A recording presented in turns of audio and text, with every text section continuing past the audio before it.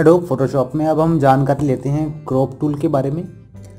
Crop tool Photoshop में सबसे important tool है किसी भी इमेज को क्रॉप करने के लिए, काटने के लिए। यानी कि अगर आप एक इमेज में किसी पर्टिकुलर एरिया को रखना चाहते हैं तो आप उसे किस तरह से रख सकते हैं, इसके लिए हम क्रॉप टूल का यूज़ कर सकते हैं। क्रॉप टूल एक तरह से अननेसेसरी डेटा को रिड्यूस करने में हेल्प करता है। यानी कि जो डेटा हमें फ़ोटो में नहीं चाहिए या जो फ़ोटो के वर्किंगनेस को या उसकी अट्रैक्टिवनेस को ख़राब करता है, हम उस डेटा को क्रॉप टूल के द्वारा हटा सकते हैं। क्रॉप टूल को एक्सेस करने के लिए आपको कीबोर्ड पर सी की को प्रेस करना होगा, जिससे आपके पास क्रॉप टूल विजिबल होना शुरू होगा। आप इसे चाहें तो यहाँ पर लेफ़्ट टूल बार से भी सिलेक्ट कर सकते हैं। क्रॉप टूल के सिलेक्शन के बाद आप यहाँ पर एक मार्क देख रहे हैं पूरे कैनवस पे इमेज के चारों तरफ, जो कि हमारे पास लेफ़्ट, राइट और टॉप बॉटम हर तरफ से विजिबल है। यहाँ पर एक मार्क जो कि हम इमेज में इस तरह से हम इसे क्रॉप कर सकते हैं, और ये मार्क जिसे हम अप एंड डाउन तरफ से। क्रॉप टूल के सिलेक्शन के बाद आप यहाँ पर देख रहे हैं कि इमेज पर एक बॉर्डर बन गया है, एक मार्क बन गया है, जो कि एक सिंबल है कि क्रॉप टूल ऑन हो चुका है एंड आप इमेजेस को एडिट कर सकते हैं। इसके बाद आप देख सकते हैं कि यहाँ पर आपके पास साइड्स में कुछ मार्क्स विजिबल हैं, जिससे आप इमेज को एडिट कर सकते हैं। इसमें आप freely top, bottom, left, right freely यहाँ एडिट कर सकते हैं। इन चारों मार्क्स का सेम वर्किंग है, सेम वर्क प्रोसेस है, एंड आप इन मार्क्स से टॉप एंड बॉटम की सेटिंग्स को और लेफ़्ट राइट की एरिया को मैनेज कर सकते हैं। इस तरह से आप चाहें तो आप किसी भी इमेज को क्रॉप टूल से डायरेक्टली इस तरह से क्रॉप कर सकते हैं। Click and drag. मैं इमेज में जिस एरिया को चाहता हूँ उस एरिया को एडिट कर सकता हूँ, क्रॉप कर सकता हूँ, कुछ इस तरह से। इसके बाद आप यहाँ पर देख रहे हैं कि आप इसकी रेशियो को भी मैनेज कर सकते हैं। यानी कि आपको ये जो क्रॉपिंग है ये कितनी रेशियो में चाहिए। यानी कि जैसे मैं आप इसी में स्क्वायर रेशियो चाहता हूँ तो आप 1:1 स्क्वायर रेशियो को सिलेक्ट कर सकते हैं। अगर मैं वाइड रेशियो चाहता हूँ तो वाइड रेशियो के लिए हमें 16:9 रेशियो को सिलेक्ट करना होगा। अगर आप इसकी विड्थ और हाइट को इंटरचेंज करना चाहते हैं, यानी कि आपकी जो विड्थ है वो हाइट के बराबर हो जाए और हाइट विड्थ के, इस ऑप्शन को यूज़ में लाने के लिए आप एक्स प्रेस कर सकते हैं। इसके बाद राइट साइड में आप यहाँ पर एक बटन देख पा रहे हैं क्लियर के नाम से। इस क्लियर के बटन को दबाने के बाद आप जितनी भी ये वैल्यूज़ हैं 16:9 और जो भी रेशियो है आप इसे क्लियर कर पाएंगे। कुछ इस तरह से रेशियो आपके पास बाय डिफ़ॉल्ट जो थी वैसे ही रह सकती है, आप चाहें तो इसमें मैनुअली सिलेक्ट कर सकते हैं।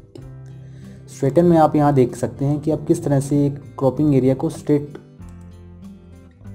कुछ इस तरह से कि आपको एरिया कहाँ से कहाँ तक का चाहिए उसे स्ट्रेट लेवल में, यानी कि एक सीधी लाइन के बराबर क्रॉप कर सकते हैं। कुछ इस तरह से।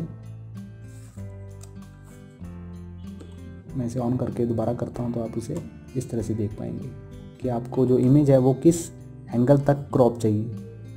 अगर आप इसे ऑन करके इस कॉर्नर से इस कॉर्नर तक करते हैं तो आपकी जो इमेज है वो रोटेट हो जाएगी, कुछ इस तरह से। इसे कंट्रोल सेट करता हूँ, हिस्ट्री टूल को यूज़ करते हैं।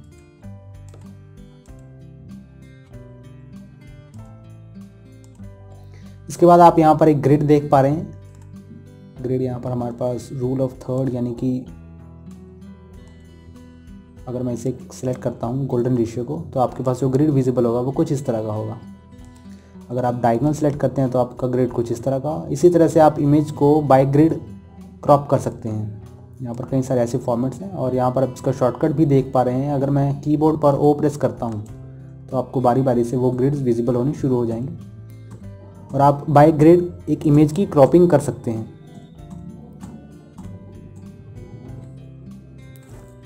इसके बाद जब आप गियर आइकन पर यहाँ पर सिलेक्ट करते हैं तो आप यहाँ पर देख पा रहे हैं शो क्रॉप्ड एरिया। अगर मैं इस एरिया को इस तरह से करता हूँ, इस ऑप्शन को समझने के लिए गियर के ऑप्शन पर क्लिक करता हूँ एंड देन अगर मैं इसे अनचेक करता हूँ तो आप उस एरिया को नहीं देख पाएंगे जो क्रॉप हो चुका है, कुछ इस तरह से।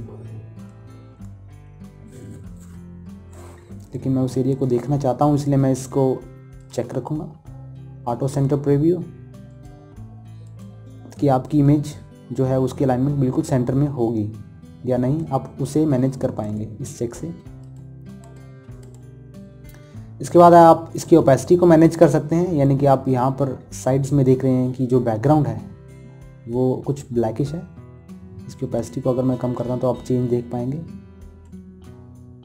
कि आपका जो क्रॉपिंग एरिया है उसकी जो कलर स्कीम है या कलर रेशियो है वो कैसी होनी चाहिए। आप इसकी ओपेसिटी को यहाँ से मैनेज कर सकते हैं बाय नंबर्स आप यहाँ से, एंड बाय एरोज आप यहाँ से। इसका 75% रखता हूँ।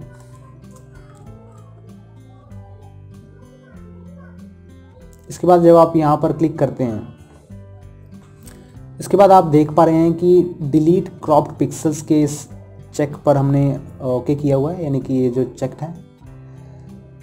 अगर मैं इसे डिसेबल करता हूँ, डिसेबल करने के बाद आप एक चेंज देख पाएंगे। यहाँ पर इनेबल करते ही हमारे पास एक बैकग्राउंड लेयर विजिबल होनी।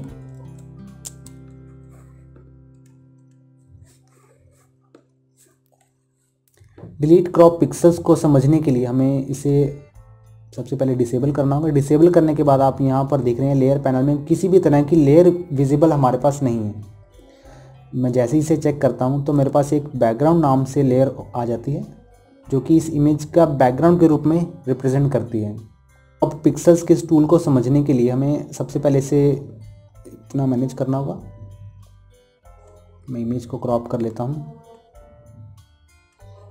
एंड इस चेक को ऑन रखते हैं। मैं मूव टूल सेलेक्ट करने के बाद आप देख पा रहे हैं कि मेरे पास, ऐसे कन्वर्ट करता हूँ नॉर्मल लेयर में, ये मेरे पास एक वार्निंग है क्योंकि मैं एक स्मार्ट ऑब्जेक्ट में काम कर रहा था। यानी कि अभी तक हमने जो इमेज यूज़ की वो एज ए स्मार्ट ऑब्जेक्ट। अब मैं इसे नॉर्मल लेयर में कन्वर्ट करता हूँ। कन्वर्ट करने के बाद ही मैं आपको वो चेंज समझा पाऊँगा।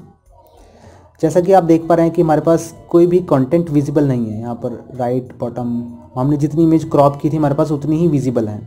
लेकिन अगर आप चाहते हैं कि आपके पास वो एरिया भी विजिबल हो जो आप क्रॉप नहीं करना चाहते, तो उसके लिए आपको क्रॉप टूल में इस चेक मार्क को डिसेबल करना होगा।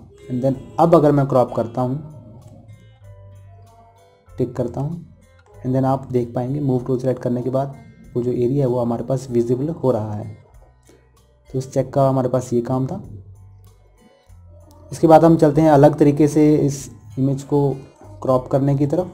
मैं इसे बाय डिफ़ॉल्ट जो इमेज हमारे पास पहले थी वैसे कर देता हूँ। आप किसी भी इमेज को क्रॉप करने के लिए इजीली क्लिक एंड ड्रैग के इस रूल को अपना सकते हैं। सिंपली आप इमेज में उस एरिया को सेलेक्ट करें जो आप करना चाहते हैं और उसे डायरेक्टली क्रॉप कर दें। लेकिन अगर आप साइट के कंटेंट को नहीं देखना चाहते तो आप इस चेक मार्क पर क्लिक कर दें, अदरवाइज इसे डिसेबल रखें। किसी भी इमेज को प्रॉपरली स्क्वायर रखने के लिए आपको यहाँ से रेशियो सेलेक्ट करनी होगी। और अगर आप चाहते हैं कि आपका जो इमेज का सेंटर है, यानी कि आप, अब जैसे मैं इसे डिक्रीज़ करता हूँ तो मेरे पास एक ना सेंटर विजिबल नहीं है, यानी कि मैं एक इमेज का सेंटर डिफाइन नहीं कर पा रहा, जिसे मैं कीबोर्ड पर आल्ट दबाकर एंड देन मूव करने के बाद बना पाऊँगा कुछ इस तरह से। यानी कि सेंटर से ही ये क्रॉप कर पाएगा कुछ इस तरह से। इस तरह से आप किसी भी इमेज को क्रॉप टूल से क्रॉप कर सकते हैं। लेकिन अगर आप इसे क्रॉप करने के बाद बाकी के कंटेंट को देखना चाहते हैं तो आपको इमेज पैनल में जाकर रिवील ऑल के इस ऑप्शन पर क्लिक करना होगा। तो आप उन सभी कंटेंट को देख पाएंगे जो आपने क्रॉप किया था। लेकिन उसके लिए आपका ये ऑप्शन डिसेबल रहना चाहिए। अगर ये ऑप्शन इनेबल रहेगा या चेक ऑन रहेगा तो आप उस एरिया को वापस नहीं ला सकते। बाकी कुछ लेक्चर्स में हम क्रॉपिंग को और भी डिटेल में समझेंगे।